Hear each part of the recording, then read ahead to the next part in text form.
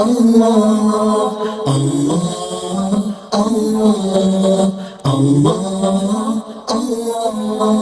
اللہ اعوذ باللہ من الشیطان الرجیم بسم اللہ الرحمن الرحیم۔ السلام علیکم ورحمۃ اللہ وبرکاتہ۔ الحمدللہ رب العالمین والصلاة والسلام علی سید المرسلین وعلی آلہ واصحابہ اجمعین، اما بعد، رب اشرح لی صدری ویسر لی امری واحلل عقدۃ من لسانی یفقہوا قولی، رب زدنی علما، رب یسر ولا تعسر وتمم بالخیر، اما بعد، اعوذ باللہ من الشیطان الرجیم، بسم اللہ الرحمن الرحیم۔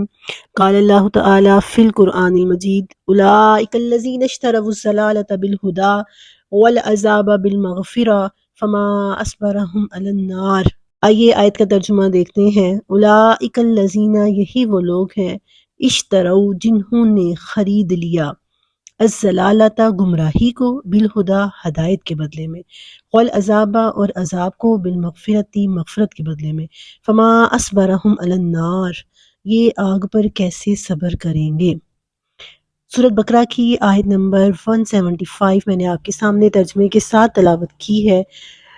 روز کی ایک آیت سمجھنے کی جو کوشش ہم کر رہے ہیں، اللہ سے دعا ہے کہ وہ ہمیں سمجھنے کی توفیق عطا فرمائے اور اس کے ذریعے ہمیں اپنی لائف میں پریکٹیکل اصول لیں ہم، اور اپنی زندگیوں کو بدل سکیں، اپنی زندگیوں کو سنوار سکیں، آمین۔ تو آیت نمبر 175 کو سمجھنے کے لیے تھوڑا سا پیچھے چلتے ہیں۔ آیت نمبر 174 میں اللہ تعالیٰ نے فرمایا کہ یہ لوگ چھپاتے ہیں جو اللہ نے نازل کیے ہیں، یعنی اللہ کی کتاب کو، اللہ کی آیات کو یہ چھپاتے ہیں، اور تھوڑی قیمت کے بدلے میں۔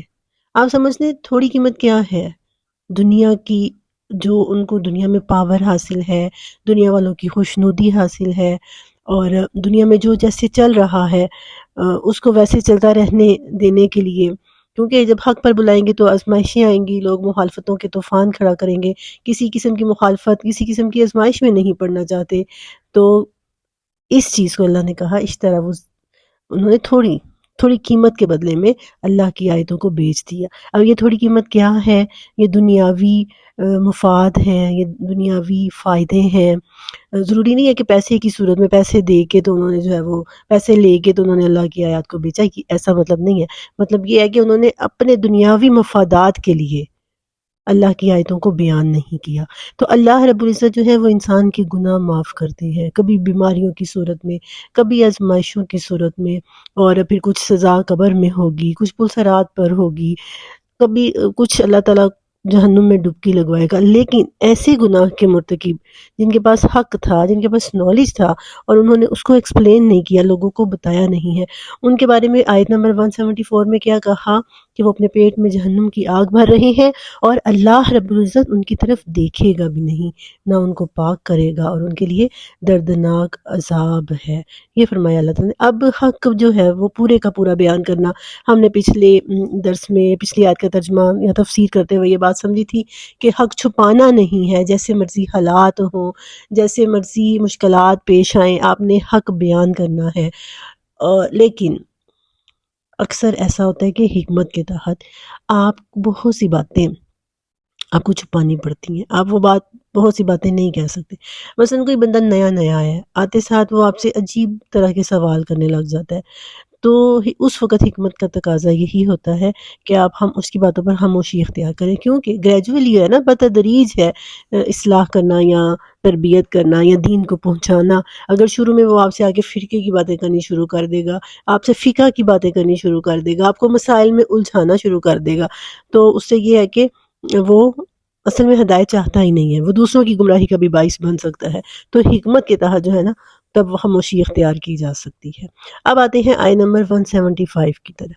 175 بھی پچھلی آیت سے متعلقہ ہی ہے۔ اللہ تعالیٰ نے فرمایا کہ یہ جو انہوں نے وقتی اور دنیاوی مفادات کی خاطر آخرت، اللہ کے دین کو، حق کو بیان نہیں کیا، حق کو ایکسپلین نہیں کیا، حق کو واضح نہیں کیا، حق کی تبلیغ نہیں کی، دنیا میں جو نالج ان کے پاس تھا اس کو پہنچایا نہیں ہے، تو یہ وہ لوگ ہیں اشتروا الضلالۃ، انہوں نے کیا کیا ہے؟ ضلالت خرید لی ہے۔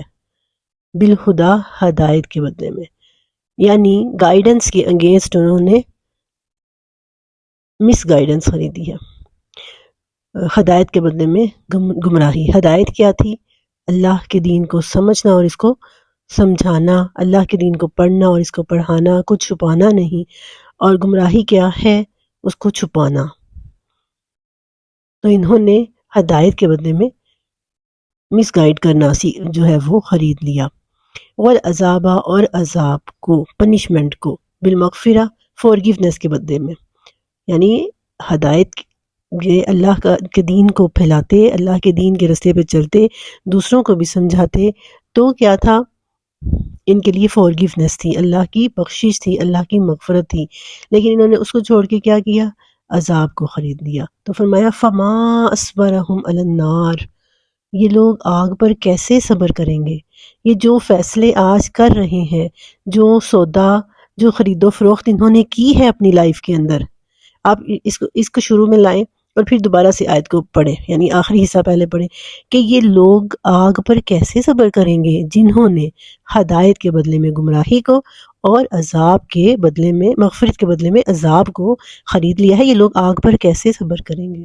یعنی دنیا کی چند روزہ دنیا کی آزمائشیں، اپنا جو ہے کمفرٹ زون ان کو چھوڑنا پڑنا تھا، اللہ تعالیٰ کے راستے میں آنے والی مشکلات کو برداشت کرنا پڑنا تھا، اپنی نیند کو، اپنے آرام کو، ان ساری چیزوں کو جو برداشت کر کے اللہ کے دین کو پھیلانا تھا، لوگوں کی باتیں سننی پڑنی تھیں، لوگوں کی جو ہے وہ خوشنودی سے، تعریفوں سے محروم ہونا پڑنا تھا، وہ ساری چیزیں یہ برداشت نہیں کر سکے، تو یہ آگ کو کیسے برداشت کریں گے؟ آگ کے عذاب کو یہ کیسے برداشت کریں گے؟ تو ایک دائی جس کے پاس دین کا علم ہے، اس پر یہ فرض عائد ہوتا ہے کہ جتنا بھی اس کے پاس ہے وہ اس کو پہنچائے، وہ لوگوں تک پہنچائے، اس کو چھپائے نہیں، حکمت کے تقاضوں کو مد نظر رکھتے ہوئے، کیونکہ اللہ تعالیٰ نے خود بھی قرآن پاک میں فرمایا ادعو الی سبیل ربک بالحکمت، حکمت کے ساتھ بلاؤ، لیکن یہ ہے کہ چھپانا کچھ نہیں ہے۔ کلمہ طیبہ، صدقے کی بہترین مثال کیا ہے؟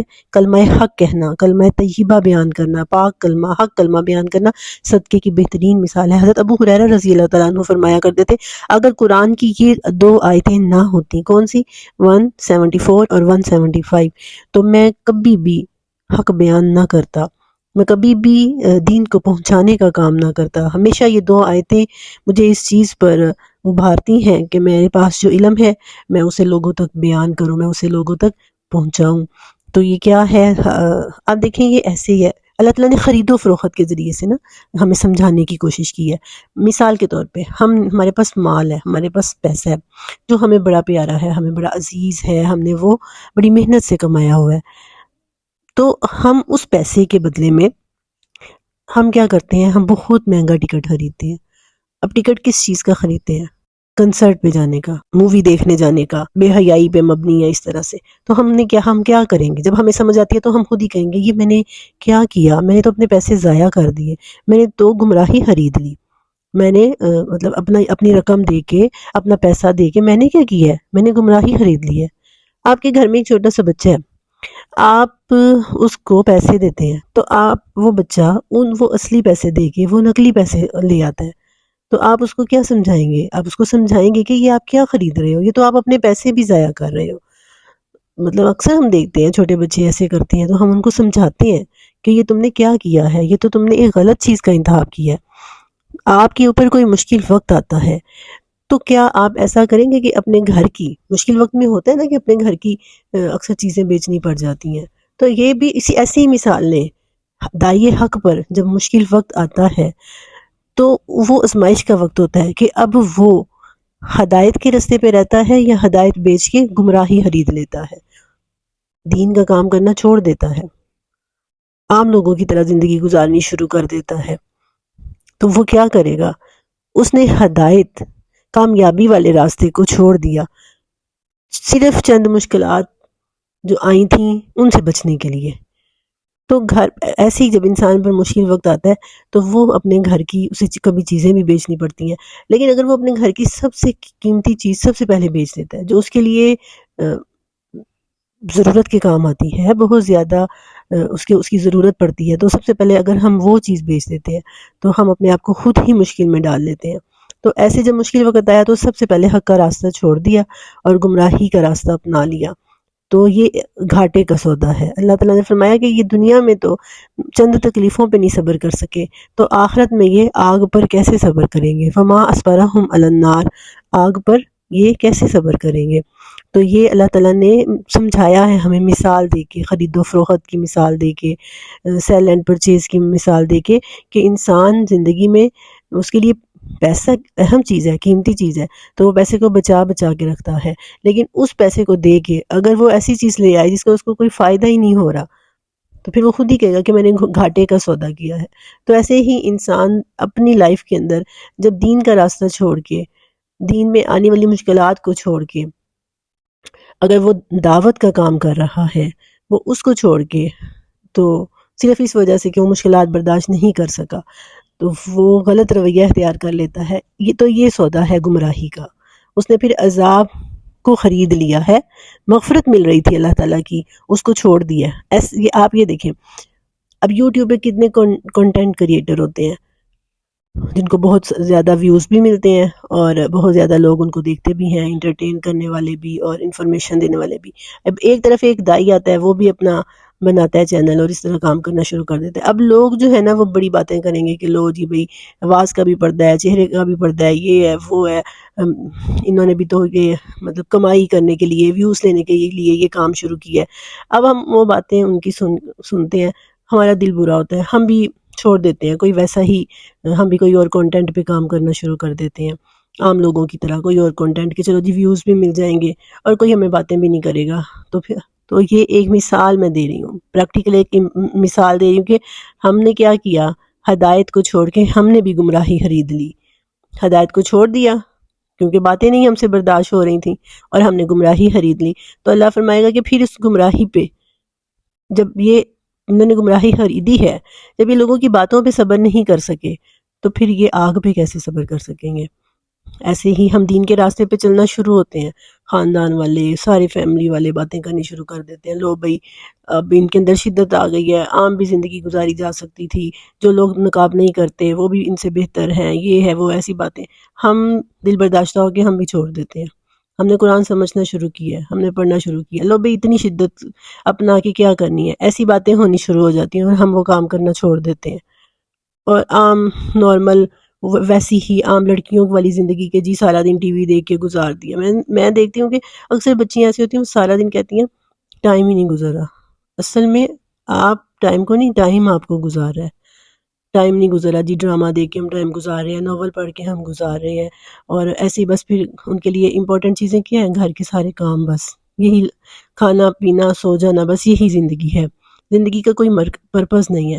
تو جب ہم بھی ویسی ہی لائف گزارنا شروع کر دیتے، ایک پرپز فل لائف کو چھوڑ کے، ہم نے اپنی پرائیورٹیز رکھی ہیں، ہم نے اپنا ٹائم ٹیبل ایسے بنایا ہوا ہے کہ ہم زیادہ سے زیادہ ٹائم دین کو سیکھ رہے ہیں، اس کو سکھا رہے ہیں، اور پھر ہم بھی ویسی ہی لائف گزارنا شروع کر دیں، تو یہ ہوگا کہ ہم نے ہدایت کو چھوڑ کے ہم نے ضلالت والا رستہ اختیار کر لیا ہے، ہم نے فورگیونیس والا رستہ چھوڑ دیا ہے اور پنشمنٹ والا رستہ اختیار کر لیا ہے۔ تو اللہ نے فرمایا کہ جب دنیا میں صبر نہیں کر سکے تو پھر آخرت میں آگ پہ کیسے صبر کرو گے؟